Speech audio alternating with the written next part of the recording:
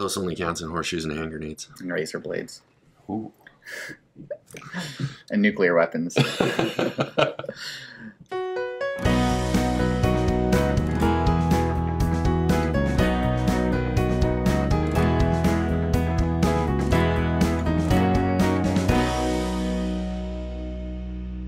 Hello, everyone, and welcome back to the Balance for Life podcast, where we will uncover the secrets of true happiness and success. Yeah. If you like what you hear, make sure you hit the 5-star review button. That's how we're going to get spread out a little bit more and get people to recognize us. And also join us on our social medias.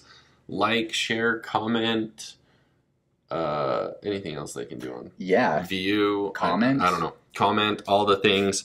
All of our socials, Instagram, Facebook, TikTok, Twitter, YouTube. Jump on YouTube. All of our socials at Balance for Life Podcast, except Twitter, which is at Adam and Perry. Yep. And is spelled out. Yeah, spell out the end. Yep. And we're going to be releasing an episode every Monday. And so watch out for that. You can find us on pretty much every platform. Yeah, we're going to be on Spotify, iTunes, Amazon, Google, YouTube. We're filming it, so check it out. So if you're listening on, your podcast app and you want to watch, go to YouTube. You're missing my sweet ponytail? Man ponytail. It's not a bun, I guess. No, it's not a bun. So yeah. It's long enough now I can pull the bun out and actually have a little ponytail. There you go. Yeah. So today we're going to deep dive into our first pillar. And when I say deep dive, it's more of like in between shallow and deep. We're going to talk about what does physical health mean.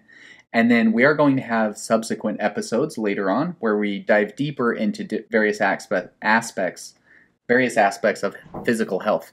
But today we're going to talk about what physical health is and why it's important. Yeah, perfect. So like Perry said, our first pillar is physical health, right? We talked about our 4 pillars. So one of the aspects that we can talk about, I think, one of the things at the top of the list of everybody's idea of what physical health is exercise, right? So exercise is very important. Being physically active is very important. It's going to help us.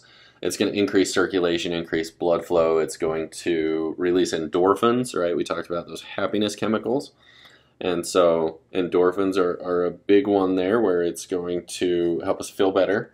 It's going to help out with a lot of things in that regard. It's also going to help regulate heart health, right? Mm-hmm. Like doctors always tell you that you need to get your heart rate going at least once or twice a day for a little while. And so having that heart beating, increasing that blood flow, increasing that circulation, it's also going to help maintaining things like cholesterol and blood pressure and helping us stay healthy that way. I've also noticed, and I think most people have, and I think, there's some scientific backing behind this, but it helps to increase energy levels. Yeah. Increasing adrenaline and blood flow, circulation, all that kind of stuff. It helps to increase brain function. Yeah. And so it can help us that way. Also, things like increasing confidence as we're exercising more, we're getting fitter, we're getting stronger, we're looking better. It's going to increase our confidence. It's going to increase our self-esteem. It's going to boost all of those things, help us feel a little bit of a sense of accomplishment when we achieve those goals that we have. So, I think when we talk about exercise, there's going to be a lot of things that are going into that. And so building those small habits, I think, is going to be huge. Definitely. So, and one of the things we want to focus on as we talk about each of these pillars is how do we do it without obsessing too much about it, without getting overwhelmed by it and stopping.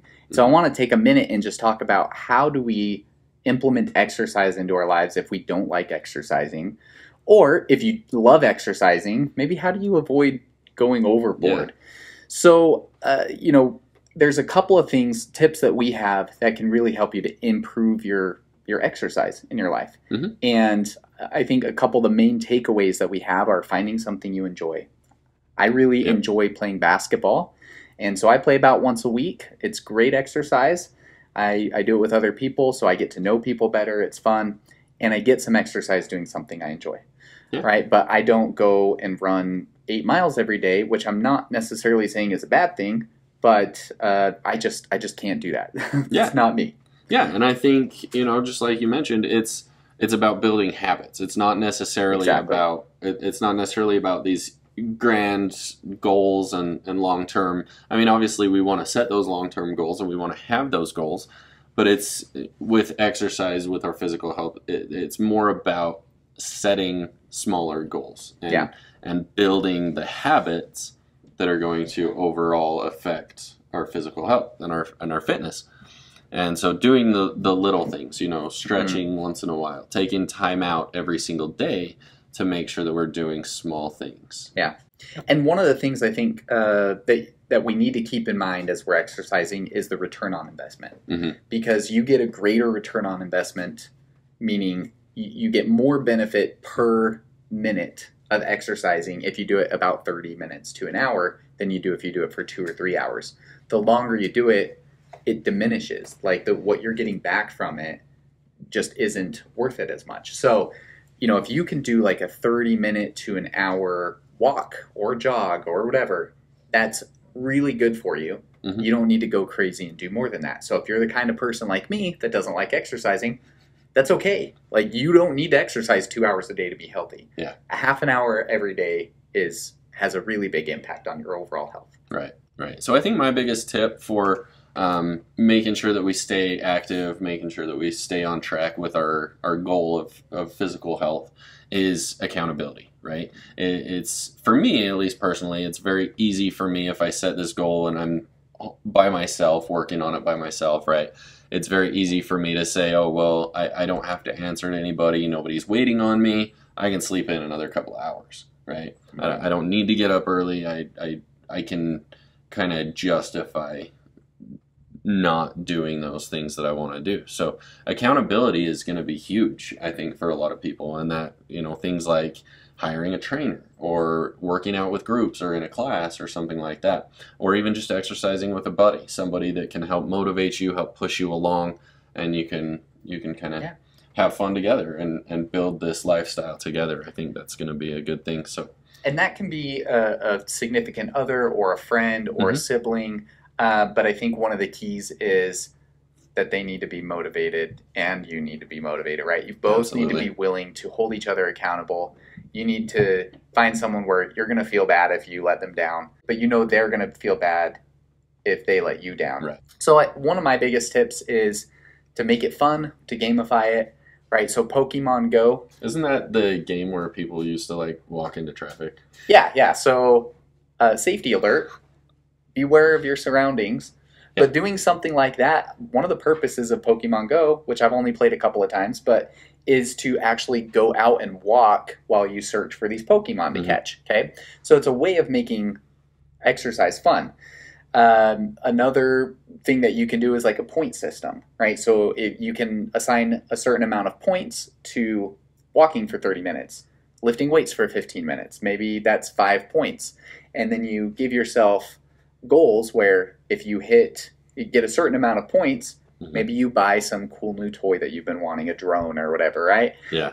Make it hard enough to where you don't break your bank, or make your rewards inexpensive or whatever you can handle. Yep. But that can be a really great way is to gamify that, to add a point system to your exercising. And again, accountability can be really helpful there, having somebody that holds you accountable with that, but that can be a way to make it fun. Yeah.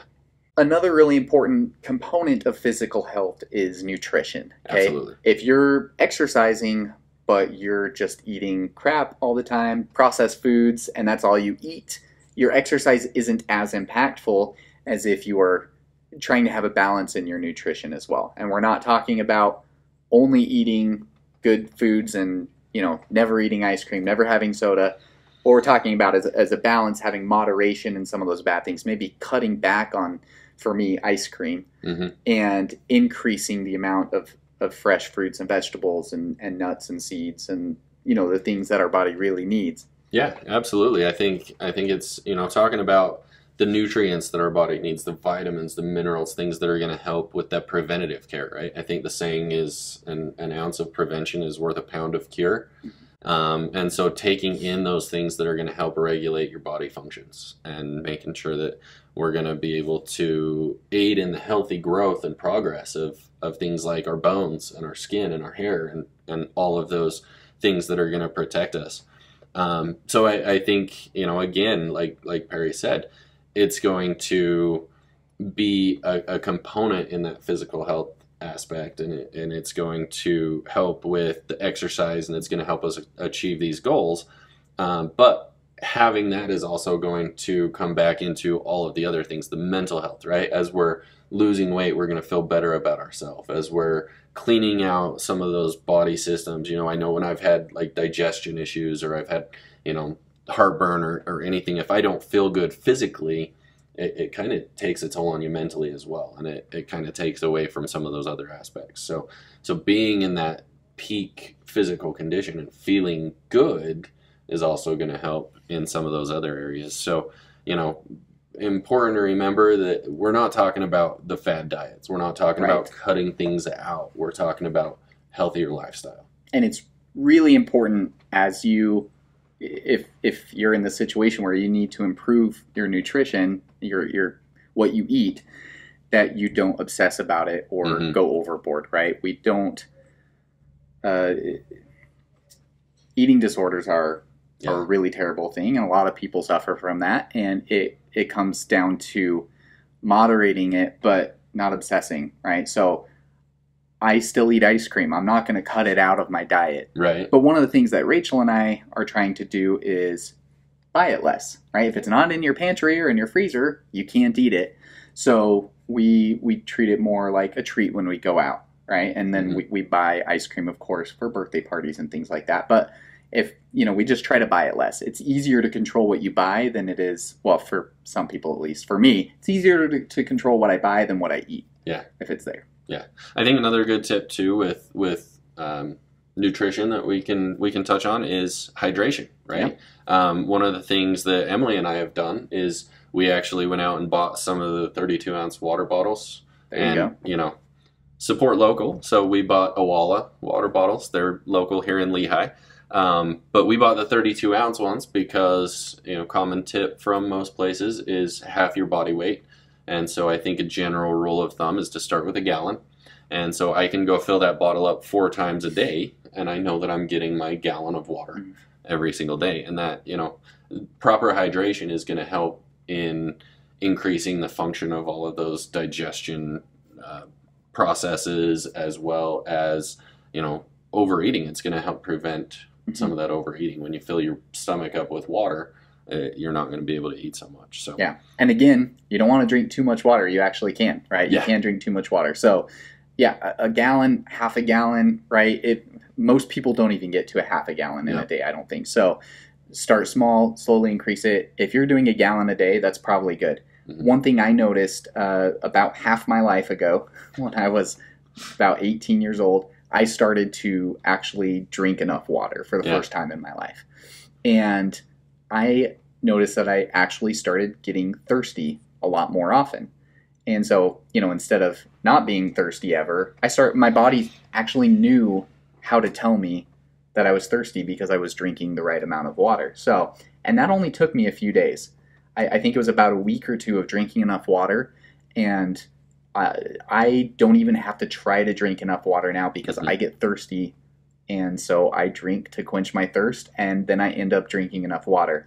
It's one of those things where if you put a little bit of effort into it to get started, your body kind of takes care of the rest and lets you know and gives you those cues. Yeah, it's amazing how your body and your brain can take these habits and actually build it into a legitimate habit and kind of force you into it. So, yeah, that's awesome. So whatever you can do to improve what you're eating. Buy more fresh fruits and vegetables that you enjoy eating. Eat them. Now, even maybe vegetables that you don't like to eat. Spinach, carrots, those actually go really well with good tasting fruit smoothies. So, add a little bit of honey, almond milk, or oat milk, or cow's milk, whatever you want to do.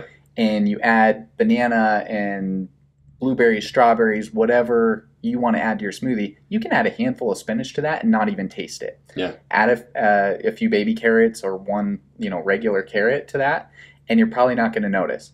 And so I like to do that a couple of times a week, and that's a good way to get some fresh fruits and vegetables into my diet without trying too hard. Yeah, one thing that I learned, kind of on a similar note to that, is my father-in-law likes to juice. Yeah, he's got one of those cold pressed juicers. He juices like carrots. He juices everything. Beets. Yeah, he juices it all. But one of the things, like he's made one that was just nasty. It was like some of them cucumbers and turnips and spinach and basically all vegetables. But one of the things that I've learned through that, because I've made juice with him a few times.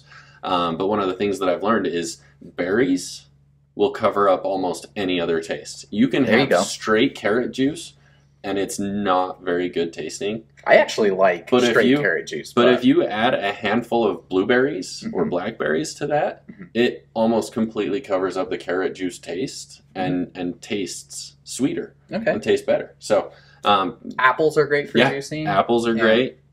Anything that you can do. And if you can stomach a gross tasting juice, go for it. Absolutely. But if more you can't, power to you. The berries are a good tip. Yep. All right. So another tip when it comes to physical health, another thing that I think is very important that we focus on, and something that I think we've as a society in general have neglected quite severely, is sleep habits. Yeah. I think on average, we're definitely, as a society, not getting as much sleep as we should. Yeah. And we are, what's the word? Always, constantly tired. Yeah. And so I think it's important to remember that when we're getting the proper amount of sleep, it's going to do a lot of different things for us. It's going to, I think sleep is one of those things that's going to be kind of an overarching benefit, right? It's going to catch pretty much all of the pillars of health that we talk about. With our physical health, right? It's when our brain's functioning properly, when we're well rested, it's going to help us to stay motivated. It's going to help us stay on track. Mental health, getting the proper amount of sleep is going to keep us alert. Spiritual health, financial health, all of those things. When we're more alert, we're going to be a lot better at being able to accomplish all of those things, and we're not going to be impaired in any way. Definitely. And so I think definitely sleep is going to be a huge thing for kind of covering all of the basic pillars that we have. I think everybody knows that you're supposed to get 7 to 9 hours of sleep as an adult, but we just don't do it for some reason. I think I think I average probably about 6 to 7. I get about 6 or 7, and it's crazy. I feel like I can tell that 6 hours isn't enough. Yeah. Now, I also understand we both have children.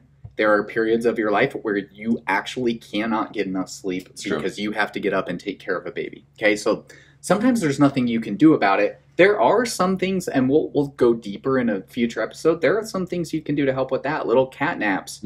There are things that you can do to, just get through those periods of time. But a couple of quick tips we want to share are to go to bed a little bit earlier, right? If you're going to bed at 11 o'clock or midnight, now maybe your work schedule requires that, right? But the earlier you go to bed before midnight, I heard that those hours are actually worth twice as much as hours after midnight. So if you can go to bed at 10, then you're getting 2 hours of sleep that are better for your body than all of the hours after midnight. So you sleep from 10 to 6. That's better than sleeping from 12 to 8. Yeah. And so if you can do that, that can be really helpful. Along with that would be just setting up an environment in your bedroom, right? Making it darker. Some people don't use their phones as alarm clocks because you have that right next to you. And so maybe having your phone separated from your room can actually be a good benefit in other areas of your life. I actually, with my phone, I actually keep it on my desk, which is it's in the same room currently, and our bedroom is kind of compartmentalized, but it's away from the bed. But I also do the airplane mode. So about 10 o'clock at night, I will turn my phone on airplane mode because, I know, like, Some people, and yeah, some people have a lot of different threads that they're in, or they're constantly getting alerts and notifications on their phone, whether it's shopping apps or social media apps or whatever it is. But yeah, so I will turn my phone on airplane mode so that it's basically off during those hours, and I'll try and keep it off as long as I can in the mornings. Obviously, once I get to work, I got to have that that capability, or if I'm away from home. But yeah, so I'll try and turn airplane mode on and keep my phone away. Another thing with phones too, and with any kind of technology really, is the lights, the stimulating lights from that is actually preventing our brains from shutting down to get that sleep. It prevents the serotonin that we need. Yeah. So being able to turn those off a little bit earlier. So you mentioned going to bed, maybe 10 o'clock instead of midnight. So maybe shutting off electronics, phones, computers, tablets, TVs, things like that, shutting those off about an hour before we go to bed. So that allows your brain to shut down and start producing that serotonin, the melatonin that we need to be able to go to sleep properly. Couple other tips that I've heard, and actually I've gotten a lot of my information on sleep from the Model Health Show. So that's a podcast that's been going for like 10 years or something like that. And one of his first couple episodes were on tips for getting better sleep. And he has like 27 tips on getting better sleep. A couple of them that stood out to me were no caffeine after 4 o'clock in the afternoon. And so, if you have caffeine in your bloodstream still, right, that makes it harder to fall asleep, and it takes a few hours for that to get out of your body, out of your system. So that's a tip. Another tip he had was to not drink alcohol before bed, which is, I think, when most people drink alcohol. I don't drink alcohol, so I don't know. But if you do drink alcohol, try to not have it be too late. And I'm not sure like when the ideal time is. Maybe with dinner is okay because it's 3 hours before bed, or on the weekend during the day, or whatever you need to do. But those are a couple of tips. Okay. One thing I want to try out, I don't know if you've heard of these, but those alarm clocks that instead of making a sound, they light up slowly over like 5 minutes. And it's supposed to basically tell your brain slowly that it's time to get up by imitating the sun. Okay. I'd like to try that because I think that having this like really abrupt noise to wake us up, I don't know. I haven't researched this. My feeling is that it isn't as good as waking up slowly. And what made me think this is when I went camping a couple weeks ago, I got actually better sleep than I usually do. The amount of time I was sleeping was about the same. I got a little bit more, maybe like an hour more than I usually do. But I woke up on my own every morning at about 6:30 to 6:45 in the morning. And I woke up because the sun was out and it was bright in the tent. Yeah. And I woke up feeling refreshed every day, and then I came back home, started going back to work, and started feeling tired again. So I think part of it's that I was getting about an hour's worth of sleep more while I was camping, but also I think that waking up slowly over a few minutes is probably better for your level of energy for everything than waking up abruptly. Yeah. I think that's interesting. I think too. Okay. But I think along kind of that similar note, and I can't remember where specifically I heard the research come from, but if we go back in our history of evolution of humanity, right, our bodies create melatonin. Our brain produces melatonin, which, some people might take melatonin supplements at night to help them go to sleep. So naturally our bodies are producing that, and generally speaking, over the course of our evolution, the way that it worked was as the sun would be going down, the lights are dimming, right? And your brain recognizes that as it's time to go to bed. So all these things like talking about how sleep before midnight counts as extra. So our bodies naturally are designed to go to sleep as the lights dim. And we as a society have created ways with artificial lighting and with technology and things where it can be more stimulating and we can stay up later and we can, be more productive, supposedly. And so as the lights dim, our body naturally wants to go to sleep. And then as the way that it was is as that sun would start to come up, it would tell our brain, it would signal our brain to stop producing melatonin, to Yeah. start producing the adrenaline and the things that are supposed to help you wake up. So I think that's a very interesting, natural way to correlate with scientific research. And like I said, I can't remember where I heard it. I'll have to look that up. I've heard that before as well, yeah. But, I think having that real We'll put world... the source in the comments or something. Yeah, somehow we'll figure it out. But yeah, to actually hear the experience of that is just really collaboration and making it real to what we experience. But just that natural cycle of sleep and how our body wants to sleep during certain periods of time, and you feel better when you do that. Right? I think generally... Sorry, I didn't mean to cut you off. No, you're good. I think anything that's natural is usually better for us, right? Natural sugar, all right? Natural food, fresh fruits and vegetables. So I think our bodies want what is natural, and we live in a time where there's so much that's not natural.